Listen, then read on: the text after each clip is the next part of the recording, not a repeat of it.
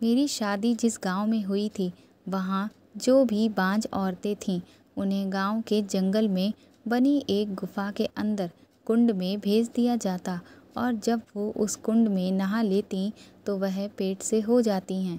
पेट से होने की वजह क्या थी, ये जानकर आपके होश उड़ जाएंगे। मैं अपने कमरे में थी, तभी मुझे अपनी जेठानी की ज़ोर से बात करने की आवाज़ आई। मेरी जेठानी कह रही थी कि मुझे माफ़ कर दीजिए माँ जी, लेकिन ये सब मुझसे नहीं हो पाएगा, क्योंकि मुझे तो अंधेरे और पानी दोनों से ही बहुत डर लगता है। अब सिर्फ औलाद की खातिर कुंड में जाकर कौन नहाएगा। भगवान को जिसे औलाद देनी होगी वह उसे ऐसे ही दे देगा। मुझे यकीन है कि भगवान एक ना एक दिन मेरी सूनी गोद भी ज़रूर भरेंगे, इसलिए मुझे ये सब करने की ज़रूरत नहीं है। मेरी जेठानी रेनू ने मेरी सास की बातें सुनते ही गुफा के कुंड में नहाने से इनकार कर दिया था। उन्होंने इनकार तो कर दिया था, पर वह डरी सहमी थी। मेरी सास ने कहा, क्या हो जाएगा अगर एक दिन के लिए तुम उस गुफा में जाकर कुंड में नहा लोगी? मर तो नहीं जाओगी ना? तुमने खुद अपनी आँखों से देखा है, हमारी पड़ोसन की बहू पिछले 5 सालों से बेऔलाद थी और जब वह कुंड के अंदर गई तो भगवान ने उसे 2-2 बेटे दे दिए। सास के लाख समझाने पर भी मेरी जेठानी ने ना में सिर हिला दिया और कहने लगी, नहीं माँ जी, बच्चा होने में इस कुंड का कोई भी कमाल नहीं है, बल्कि भगवान ने उसकी किस्मत में औलाद लिखी हुई थी, तभी तो उसके 2-2 बेटे हुए हैं। मेरी जेठानी की बात सुनते ही मेरी सास के गुस्से का पारा बहुत हाई हो गया था। वह कहने लगी, तुम्हारे जैसी लड़कियों को तो समझाना ही बेकार है। तुम क्या जानो ये सब? तुम तो ठहरी शहर की लड़की, हम गांव वालों को तो तुम बेवकूफ़ ही समझोगी। तुम्हारे दिल में ये ख्याल आते होंगे कि ये लोग तो बेवकूफ़ हैं, लेकिन ऐसा नहीं है। इस कुंड को भगवान का आशीर्वाद मिला हुआ है। मेरा तो पहले से ही बिल्कुल भी मन नहीं था कि मैं शहर की किसी लड़की से अपने बेटे की शादी करूं, लेकिन क्या करूं, अपने बेटे की ज़िद के आगे मैं मजबूर हो गई थी और ना चाहते हुए भी मैंने अपने बेटे की शादी तुमसे करवाई थी। मगर तुम इस ख्याल में बिल्कुल भी मत रहना कि तुम मेरे साथ कुछ भी अपनी मनमानी करोगी तो मैं तुम्हें माफ़ कर दूंगी। तुम्हारी शादी को अब 4 साल गुजरने वाले हैं, पर अभी तक तुम माँ नहीं बन सकी हो, और अगर ऐसे ही चलता रहा तो मैं अपने बेटे की बहुत जल्द ही दूसरी शादी करवा दूंगी। मेरे बेटे को अभी भी रिश्तों की कोई भी कमी नहीं है। इतना कहकर मेरी सास वहाँ से चली गई, जबकि मेरे जेठानी की आंखें आंसुओं से डबडबा गईं। अपनी जेठानी की हालत देखकर मुझे बहुत तकलीफ़ हुआ करती थी, क्योंकि वह बहुत अच्छी थी, लेकिन उन्हें सुबह शाम मेरी सास के ताने सुनने पड़ते थे। शाम को जब जेठ जी घर आए तो सास ने जेठानी जी को डराने के लिए कहा कि आकाश, तुम दोनों के पास अब बस कुछ ही दिनों का वक्त है। अगर इन कुछ दिनों में मुझे खुशखबरी मिल गई तब तो बहुत अच्छी बात है, नहीं तो फिर मैं तुम्हारी दूसरी शादी करवा दूंगी। सास के मुंह से ये सब सुनकर मेरे जेठ जी भी परेशान हो गए। उन्होंने कहा, माँ, ये कैसी बातें कर रही हैं? रेनू में आखिर कौन सी कमी है? भगवान की कृपा से वह खूबसूरत है, समझदार है और उसने पूरे घर को रागिनी के साथ अच्छे से संभाल रखा है। आपको ऐसी बहू कहाँ पर मिलेगी? और फिर आप दूसरी शादी के बारे में सोच भी कैसे सकती हैं? मेरी सास ने कहा, समझदार तो गांव की भी लड़कियां हैं। जैसे रागिनी को मैं अपने अपने मन से गांव से ही ब्याह कर लाई हूँ, और इस वक्त मुझे सिर्फ पोता चाहिए। आखिर इतनी सारी प्रॉपर्टी का जो आधा हिस्सा तुम्हारे हिस्से में आएगा, उसे तुम किसके नाम पर छोड़ कर जाओगे?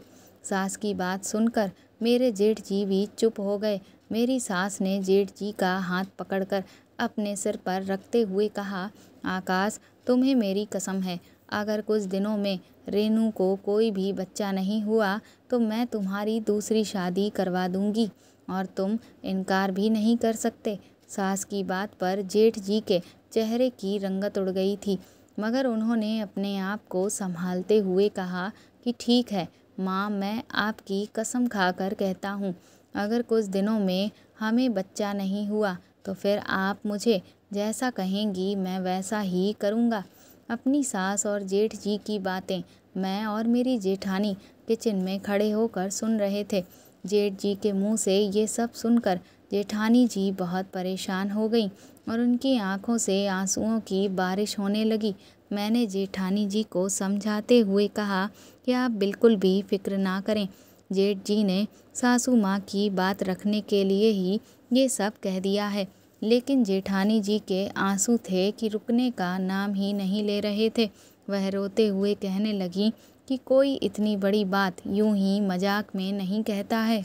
बस अब तुम मेरे लिए दुआ करो कि भगवान मुझे भी तुम्हारी तरह जल्द से जल्द एक बच्चा दे दे, तभी सब कुछ सही होगा। इतना कहकर मेरी जेठानी अपने कमरे में चली गई और पूरा दिन कमरे से बाहर नहीं निकली।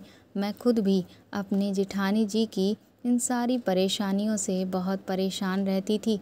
मेरी शादी को 2 साल हो चुके थे और मेरा 1 साल का बेटा भी था, लेकिन मेरी जेठानी जी की शादी को 4 साल बीत जाने के बाद भी अभी तक कोई औलाद नहीं हुई थी, जिस वजह से वह खुद बहुत परेशान रहती थी और मेरी सास उन पर इस तरह का दबाव बना रही थी ताकि उन्हें जल्द से जल्द औलाद हो जाए। लेकिन मेरी सास जो तरीका मेरी जेठानी जी के साथ अपना रही थी, उससे घर में बहुत ज़्यादा तनाव का माहौल हो गया था। एक तो मेरे जेठ ने जेठानी जी से अपनी पसंद से शादी की थी और वह शहर की थी, इस वजह से वैसे ही मेरी सास शुरू से जेठानी जी को पसंद नहीं करती थी, लेकिन फिर भी अपने बेटे की खुशी की खातिर उन्होंने जेठानी जी को अपना लिया था। पर अब जब से ये दिखने लगा कि उन्हें बच्चा नहीं हो रहा है, तब से तो मेरी सास उनका जीना ही मुश्किल किए हुए हैं। इधर मेरे पति शहर में काम करते थे, इस वजह से घर में क्या चल रहा है उन्हें इस बारे में कुछ भी पता नहीं था और मैंने उन्हें फ़ोन पर कुछ बताया भी नहीं, क्योंकि मैं नहीं चाहती थी कि वह भी इन सब बातों को लेकर परेशान हो। लेकिन मैं अपनी जेठानी के साथ किसी भी तरह की नाइंसाफ़ी बर्दाश्त नहीं कर सकती थी, क्योंकि मेरी जेठानी ने हमेशा मेरे साथ मेरी बड़ी बहन के जैसा ही व्यवहार किया। मुझे कभी भी ऐसा नहीं लगा कि वह मेरी जेठानी हैं और मुझ पर किसी भी तरह की धौंस जमाने की कोशिश करती है, बल्कि हमेशा बड़ी बहन की तरह ही उन्होंने मुझे प्यार दिया और मेरे साथ मिलजुल कर ही रहीं। इसीलिए उनकी इस तकलीफ़ को मैं बर्दाश्त नहीं कर पा रही थी। जेठ जी जेठानी जी के लिए कमरे में खाना लेकर गए, लेकिन उन्होंने खाना नहीं खाया। जेठानी जी सुबह भी कमरे से बाहर नहीं निकली और जेठ जी को देखकर लगता था कि वह अभी भी बहुत परेशान हैं। जाहिर सी बात है कि उन्होंने कमरे में अपनी पत्नी को मनाने की कोशिश की होगी, मगर जेठानी जी नहीं मानी होंगी। जेठ जी भी बिना खाए पिए ही अपने काम पर निकल गए। जेठ जी के जाते ही मेरी सास चारपाई से उठीं और ऊंची ऊंची आवाज़ में चिल्लाते हुए बोलते चली जा रही थीं कि आज इस औरत की वजह से मेरा बेटा भूखा ही घर से निकल गया। मेरा बेटा इतना बड़ा हो गया, लेकिन इतने सालों में आज तक कभी भी वह घर से बिना खाए पिए नहीं गया। लेकिन जब से ये शहरी औरत हमारे घर में आई है, तब से यही सब कुछ हो रहा है। मेरी सास जेठानी जी को ताने पर ताने देती जा रही थी। सास की बातों से मैं बहुत ज़्यादा परेशान थी कि उन्हें जेठानी जी से ऐसा व्यवहार नहीं करना चाहिए, क्योंकि मेरी जेठानी बहुत अच्छी थी, उनमें कोई भी कमी नहीं थी। कमी थी तो बस सिर्फ औलाद ना होने की, तो ये तो भगवान की देन होती है, जब उन्हें देना होगा तो वह भी दे दी जाएगी। मैं सास को कभी कभी समझाती भी कि माँ जी, आपको जेठानी जी के साथ ऐसा व्यवहार नहीं करना चाहिए, आखिर इस सब में उनकी क्या गलती है। मगर सास को मेरी बातें कहाँ समझ आती।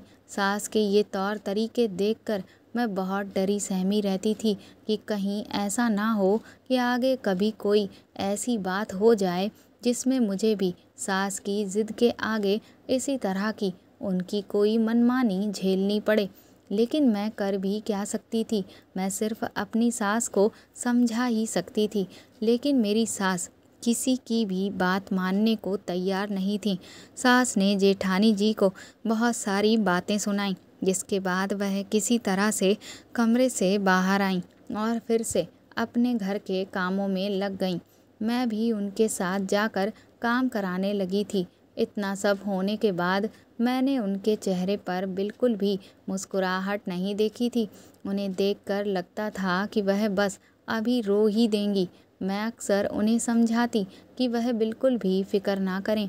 सासू माँ तो ये सब आपको डराने के लिए कहती हैं कि आप एक बार उस गुफा के कुंड में जाकर नहा लें, पर मेरे समझाने का भी जेठानी जी पर कोई भी असर नहीं होता। आखिर होता भी कैसे? कोई औरत अपने पति की दूसरी शादी कैसे बर्दाश्त कर सकती है? मैंने जेठानी जी को एक सलाह दी कि आप जेठ जी से कहें कि वह शहर के सबसे अच्छे डॉक्टर से आपका इलाज करवाएं। क्या पता इलाज के कुछ दिन के बाद ही आपको बच्चा हो जाए। जेठानी जी को मेरा ये मशवरा अच्छा लगा। ये बात सुनते ही उनका चेहरा खिल उठा था। उन्होंने कहा, रागिनी, तुमने सही कहा। इस बारे में मैंने तो सोचा ही नहीं कि एक बार अपना चेकअप मैं डॉक्टर से करवा कर तो देखूं, ताकि पता चल जाए कि मुझ में कमी क्या है और आखिर मैं माँ क्यों नहीं बन पा रही हूँ। आज ही शाम मैं तुम्हारे जेठ जी से इस बारे में बात करूँगी। फिर हुआ यूँ कि 3 दिन के बाद ही जेठ जी जेठानी जी को इलाज के लिए शहर लेकर गए और फिर 1 हफ्ते के बाद वह लोग घर वापस लौट आए थे। जेठानी जी वहीं से अपने मायके भी चली गई थीं। जब वह दोनों वापस आए तो जेठ जी बिल्कुल नॉर्मल लग रहे थे, लेकिन जेठानी जी का चेहरा उतरा हुआ था। मैंने जेठानी जी के पास गई और उनसे डॉक्टर के पास जाने के बाद जो भी कुछ हुआ उसके बारे में पूछने लगी कि डॉक्टर ने आखिर क्या कहा। मेरे पूछते ही जेठानी जी की आंखों में आंसू आ गए। वह रोते हुए कहने लगी कि डॉक्टर ने कहा है कि मैं कभी माँ नहीं बन सकती। उनकी ये बात सुनकर तो मैं हक्का बक्का रह गई थी कि आखिर ये कैसे मुमकिन है। उन्होंने कहा, मुझे तो खुद नहीं पता कि मेरे साथ आखिर ये क्या हो रहा है। मुझे तो यकीन था कि मेरे घर भी एक ना एक दिन बच्चे की किलकारी ज़रूर गूंजेगी। अब तुम ही मुझे बताओ कि अब मैं आगे क्या करूं। मैंने कहा कि आपसे जेठ जी ने इस बारे में क्या कहा, तो उन्होंने बताया कि तुम्हारे जेठ जी ने कहा है कि बच्चा हो या ना हो वह मेरा साथ कभी नहीं छोड़ेंगे। पर उन्होंने ये बात कह तो दी है, पर मुझे ऐसा नहीं लगता कि वह दूसरी शादी नहीं करेंगे, क्योंकि उन्होंने अपनी माँ के सर की कसम जो खा रखी है। इस बात पर मैंने जेठानी जी से पूछा, तो आप क्या करेंगी? जेठानी जी ने उदासी से कहा कि मुझे क्या करना है, हालात ही तय करेगा कि मेरी मंजिल आखिर क्या है। मैंने जेठानी जी को समझाते हुए कहा कि आप सासू माँ की खुशी की खातिर उस गुफा के कुंड में चली जाएं, क्या पता आपका भला हो जाए। जेठानी जी ने कहा कि शायद, मुझे लगता है कि तुम ठीक कहती हो। इसके अलावा और कोई चारा भी तो नहीं बचा है मेरे पास कि मैं अपने पति की दूसरी शादी करने से उन्हें रोक सकूं। लेकिन मैं क्या करूं? मुझे अंधेरे और पानी दोनों से ही बहुत डर लगता है। उस गुफा में बहुत अंधेरा रहता है और पानी भी न जाने कितना गहरा होगा। मैंने कहा कि आप अपने इस डर को छोड़ दें। अपने पति को किसी और का होने से बेहतर है कि आप उस कुंड में उतर जाएं। सास ने जब जेठ जी से जेठानी जी के बारे में पूछा कि डॉक्टर ने क्या कहा, तो उन्होंने सास से डॉक्टर की बातें छुपाते हुए कहा कि डॉक्टर ने बताया है कि आपकी पत्नी में कोई कमी नहीं है। आज नहीं तो कल इन्हें बच्चा ज़रूर हो जाएगा। बस कुदरत की तरफ से देर है, अंधेर नहीं है। इस बात पर सास ने जेठानी से कहा कि रेनू, अभी भी वक्त है, तुम मेरे साथ चलो और उस कुंड में नहा आओ। क्या पता भगवान हमारी सुन ले। जेठानी जी ने कहा, ठीक है माँ जी, आप जैसा कहती हैं मैं वैसा करने को तैयार हूँ। जेठानी जी की बात सुनकर मेरी सास बहुत खुश हो गई और उनका हाथ थाम कहने लगी, तुमने ये बात अगर पहले ही मान ली होती तो कितना अच्छा होता। अच्छा चलो, अब और देर मत करो, जल्दी चलो। जेठानी जी ने जाते हुए मुझसे कहा कि मेरे लिए तुम दुआ करना कि भगवान सब कुछ अच्छा करे।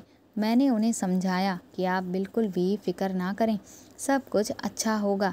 जेठानी जी सास के साथ चली गई। जेठानी और सास दोनों करीब 5 घंटे के बाद घर वापस लौटी। जेठानी जी जब कुंड के अंदर से नहा कर आईं तो मैंने उनसे पूछा कि आपका तजुर्बा कैसा रहा, तो वह बहुत ही डरी लग रही थी और उन्होंने उदासी भरे अंदाज में कहा कि अभी ज़िंदगी में मुझे बहुत से तजुर्बे करने हैं, तुम फिक्र मत करो, धीरे धीरे करके मैं सीख जाऊंगी। उनकी कही ये बात मुझे कुछ समझ नहीं आई। मुझे अपनी जेठानी की तरफ देखकर बहुत अफसोस हुआ। मैंने भगवान से कहा कि हे भगवान, मेरी इस बड़ी बहन को शक्ति देना। वक्त यूं ही गुजरता जा रहा था। एक दिन जेठानी जी किचन में काम कर रही थीं कि अचानक उन्हें चक्कर आया, वह गिर गई। ये मंजर देखकर तो मेरी चीख निकल गई थी, लेकिन भगवान का शुक्र था कि उस वक्त मेरे जेठ जी भी घर पर मौजूद थे। उन्होंने जेठानी जी को सहारा देकर उठाया और कमरे में ले जाकर लिटा दिया। मैंने जेठानी जी के ऊपर पानी के छींटे डाले, जिससे उन्हें तुरंत ही होश आ गया। उनके होश में आते ही मेरी सास ने जेठ जी से कहा, जाओ जल्दी से जाकर दाई को बुला कर लाओ, मुझे तो लगता है कि कोई खुशखबरी है। जेठानी जी ने कहा, नहीं माँ जी, इतनी जल्दी खुशखबरी कहाँ। दरअसल आजकल मैं बहुत टेंशन में रहती हूँ। मुझे टेंशन रहती है कि क्या कभी मैं माँ बनूँगी कि नहीं। बस इसी वजह से मुझे चक्कर आ गया और मैं गिर गई। और कोई बात नहीं है, मैं कुछ ही दिनों में ठीक हो जाऊंगी। मगर सास कहाँ मानने वाली थी। उन्होंने ज़बरदस्ती जेठ जी को भेज दिया कि वह जल्दी से जाकर दाई को बुला कर लाएं। दाई ने जेठानी जी का जब चेकअप किया तो कहने लगी, मुबारक हो, आपकी बहू माँ बनने वाली है। ये खबर सुनते ही मैं और जेठ जी और जेठानी दंग रह गए, जबकि मेरी सास तो खुशी से फूली नहीं समा रही थी। उन्होंने जल्दी से अपने पास से 5,000 के नोट निकाले और जेठ जी के हाथ पर रख दिए और कहा, जाओ जल्दी से मिठाई लेकर आओ, मैं पूरे मोहल्ले में बांटना चाहती हूँ। भगवान ने मुझे इतने दिनों बाद खुशखबरी जो दी है। जेठ जी ने ना में सर हिलाते हुए कहा कि माँ, मुझे दाई अम्मा पर यकीन नहीं है, इसलिए आप इस कदर खुशी ना मनाएं। जब आपको रेनू ने कह दिया है कि वह माँ नहीं बनने वाली है तो फिर ऐसी बात नहीं होगी। आप मिठाई बांटेंगी तो मोहल्ले भर में हमारा मजाक उड़ेगा। इस बात पर मेरी सास ने गुस्से में कहा, आकाश, ऐसा मत कहो, मुझे पूरा भरोसा है कि रेनू माँ बनने वाली है और भगवान ने मुझे इतनी दिनों बाद खुशखबरी दी है, तो तुम ये सब कहकर मेरी खुशी कम ना करो, चुपचाप जाकर मिठाई लेकर आओ। जेठ जी ने फिर एक बार ना में सर हिलाते हुए कहा, माँ, जब तक मैं अपनी पत्नी का डॉक्टर से चेकअप नहीं करवा लेता मैं मिठाई नहीं लाऊंगा। और आपसे भी मैं गुजारिश करता हूँ कि अभी आप भी शांत रहें। मेरी सास ने कहा, तो फिर इंतज़ार किस बात का है, जल्दी से चलो और रेनू का चेकअप करवाओ। शाम को हम चारों ही लोग शहर के लिए निकल गए। वहीं से मैंने अपने पति को भी अस्पताल आने को कह दिया था। रास्ते में जाते वक्त मेरी जेठानी बहुत उदास थी, जबकि मेरी सास के चेहरे पर तो अपार खुशी थी और वह जेठानी जी को हंसाने की भी कोशिश कर रही थी और कह रही थी, इस तरह से दुखी रहोगी तो बच्चे की सेहत पर असर पड़ेगा। खुश रहा करो ताकि मेरा पोता खूबसूरत और सेहतमंद हो। रात के वक्त हम सभी जेठानी जी के घर पहुँचे। सास तो चाहती थी कि इसी वक्त हम जाकर जेठानी जी का चेकअप करवा लें, लेकिन जेठानी जी के घर वालों ने कहा कि इतनी भी जल्दी क्या है, आप लोग सुबह चले जाइएगा। सुबह के 8 बजते ही मेरी सास ने शोर मचा दिया कि जल्दी चलो और चलकर रेनू का चेकअप करवाओ। जेठ जी ने सास को समझाते हुए कहा कि आप सब्र करिए, अभी तो अस्पताल भी नहीं खुला होगा। धीरे धीरे वक्त गुजरता गया और आखिरकार 10 बजे हम सभी लोग अस्पताल के लिए निकल गए। इधर मेरे पति भी पहुंच चुके थे। मुझे बहुत फिक्र थी कि पता नहीं आगे अब क्या होगा, क्योंकि जो हकीकत थी वह मुझे तो पता थी। लेकिन इधर मेरी सास और मेरे पति बहुत खुश हो रहे थे। लेकिन वहां पहुंचकर तो कमाल हो गया। डॉक्टर ने भी वही कहा जो दाई ने कहा था। सभी के चेहरे पर मुस्कुराहट छा गई, क्योंकि जेठानी जी माँ बनने वाली थीं। रास्ते में आते वक्त जेठानी जी कह रही थीं कि मैं ही बेवकूफ़ थी जो कुंड के चमत्कार पर यकीन नहीं कर रही थी, लेकिन सासू माँ ठीक कहती थीं। खैर, पिछली बार मैं जिस डॉक्टर से चेकअप करवाने गई थी और आज भी वही डॉक्टर ने मेरा चेकअप किया, तो वह मेरी रिपोर्ट देखकर दंग रह गई थी। कहने लगी, ये तो नामुमकिन है, मुझे तो यकीन नहीं हो रहा कि तुम माँ बनने वाली हो, पर ये कैसे मुमकिन हो गया। हम 2-3 दिन बाद जेठानी जी के घर से वापस अपने गांव के लिए निकल गए। रास्ते में आते वक्त हमने ढेर सारी मिठाइयाँ खरीदी और घर जाते ही हमने मोहल्ले भर का मुंह मीठा करवाया। मैं बहुत हैरान थी, क्योंकि डॉक्टर ने जेठानी जी के माँ बनने की उम्मीद ना के बराबर बताई थी, पर ये कैसे मुमकिन हो गया। यानी सब कुछ उस कुंड का चमत्कार था। मुझे शुरू से इस तरह के राज जानने का बहुत शौक था, पर मुझे ये राज बहुत चैलेंज वाला लगा, क्योंकि आखिर उस कुंड में ऐसा क्या है। मैंने सोच लिया था कि घर वालों से छुपकर मैं इस राज तक ज़रूर पहुंचूंगी, और इसके लिए मैंने कुछ ही दिन के बाद अपनी छोटी बहन को अपने ससुराल में कुछ दिनों के लिए बुला लिया, और इस सब में मैंने उसकी मदद ली। हम दोनों एक दिन भेस बदल कर उस गुफा के पास पहुंच गए। मुझे लगा कि वह कुंड सुनसान होगा, वहाँ कोई नहीं होगा, मगर मेरी एक गलतफहमी थी। जब हम दोनों बहनें उस गुफा के अंदर कुंड के पास पहुँचे तो वहाँ एक औरत बैठी हुई थी। उसने हमसे पूछा, तुम्हारी क्या परेशानी है। मैं जल्दी से उस औरत के पास बात करने लगी कि डॉक्टर ने मुझे जवाब दे दिया कि मैं कभी भी माँ नहीं बन सकती, इसीलिए अब बस इस कुंड का ही मुझे सहारा है, इसीलिए मैं यहाँ पर आई हूँ। अब मेरे लिए उम्मीद का आखिरी सहारा ये कुंड ही है। मेरी बात सुनकर उस औरत ने कहा कि मैं इस कुंड की रखवाली करती हूँ, इसलिए मुझे 5,000 रुपये दे दो। फिर इस कुंड में उतरकर तुम नहा लेना, उसके बाद तुम देखना कि तुम माँ बन जाओगी। 5,000 रुपयों का नाम सुनकर मैं तो दंग रह गई, क्योंकि मेरे पास इतने पैसे नहीं थे। लेकिन उस वक्त मेरी बहन के पास इतने पैसे थे। उसने तुरंत ही अपने पास से पैसे निकालकर उस औरत को दे दिए। उस औरत ने मुझे उस कुंड में उतरने की इजाज़त दे दी।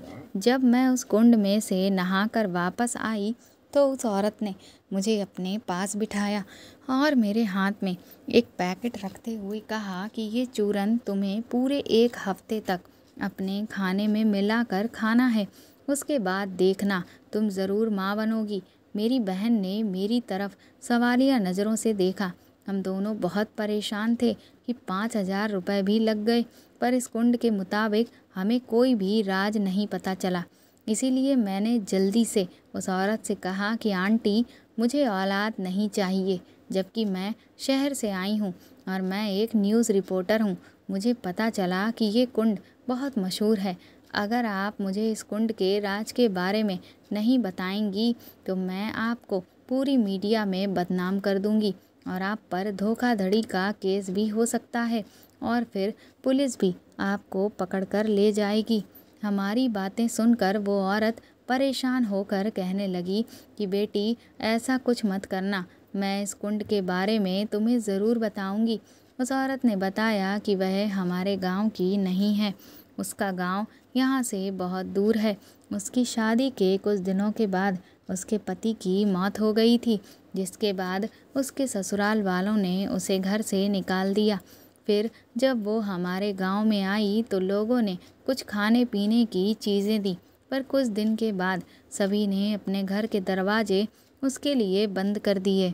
फिर वह भटकते हुए इस जंगल की गुफा के पास वाले कुंड के पास आ गई और इस जंगल की जड़ी बूटियों को देखकर उसके दिमाग में ये विचार आया कि वह इन जड़ी बूटियों के इस्तेमाल से कुछ पैसे खुद ही कमा सकती है, क्योंकि उनके पिताजी एक बहुत बड़े वैद्य थे जिनसे उन्होंने जड़ी बूटियों की काफ़ी सारी जानकारी हासिल कर रखी थी। लेकिन क्योंकि उन्हें इस गांव में कोई नहीं जानता था, इसीलिए अगर वह सीधे सीधे तौर पर लोगों को बच्चों के लिए जड़ी बूटी की दवा देती तो कोई भी उन पर भरोसा नहीं करता। इसीलिए उनके दिमाग में ये विचार आया कि वह अगर इस कुंड वाले भ्रम को पूरे गांव में मशहूर कर देती हैं तो जो भी बांझ औरतें हैं वह खुद की इच्छा से इस कुंड में नहाने ज़रूर आएंगी और माँ बनेंगी। इस तरह से वो पैसे भी कमा लेंगी। जो भी औरत इस कुंड में नहाने आई तो आंटी ने उस औरत को ये चूरन खाने को दे दिया। ये चूरन आंटी जड़ी बूटियों को मिलाकर अपने हाथों से खुद बनाती हैं, इसलिए ये चूरन खाने के बाद औरतों के अंदर की परेशानी ख़त्म हो जाती है और वह माँ बन जाती हैं और लोग समझते हैं कि ये सब कुंड का चमत्कार है। इस तरह से ये कुंड मशहूर हो गया और आंटी जी की भी रोजी रोटी चलने लगी और वह इस चूरन वाले राज को वहाँ जाने वाली औरतों को किसी को भी बताने से सख्त मना भी कर देती हैं। हमने उस औरत की कहानी सुनी तो बहुत अफसोस हुआ। मैंने कहा, आंटी जी आप फिक्र ना करें, आपका राज हमेशा राज ही रहेगा, हम इसे कभी किसी को नहीं बताएंगे। उस औरत ने हमारा शुक्रिया अदा किया। हम घर वापस आ गए, पर मैं ये सोचने पर मजबूर थी कि इस औरत ने कितनी खूबसूरती से लोगों की परेशानियां दूर की और अपने लिए रोजी रोटी का इंतज़ाम कर लिया। उसकी वजह से मेरी जेठानी जी की ज़िंदगी सुधर गई। अब तो किसी भी औरत के बारे में मैं सुनती हूँ कि उसे बच्चा नहीं हो रहा तो मैं उसे यही सलाह देती हूँ कि उस कुंड में जाकर नहा लो, आपको बच्चा ज़रूर हो जाएगा, क्योंकि मैं इसी बहाने से उस औरत की भी मदद करना चाहती हूँ। तो दोस्तों, आपको ये कहानी कैसी लगी कमेंट करके ज़रूर बताएं और प्लीज़ इस कहानी को ज़्यादा से ज़्यादा शेयर और लाइक करें। साथ ही अगर आप चाहें तो मुझे सुपर थैंक्स भी खरीद कर दे सकते हैं। सुपर थैंक्स का ऑप्शन आपको इस वीडियो के नीचे दिए हुए सभी ऑप्शंस में दिखेगा, जो बिल्कुल ऐसा दिखता है जैसा कि हार्ट शेप में बना हुआ साइन है। और अगर आप मेरे चैनल पर नए हैं तो सब्सक्राइब करके बेल आइकन ज़रूर दबा दें, ताकि आगे भी मैं आपको ऐसी ही अच्छी कहानियाँ सुनाती रहूं। Thank you.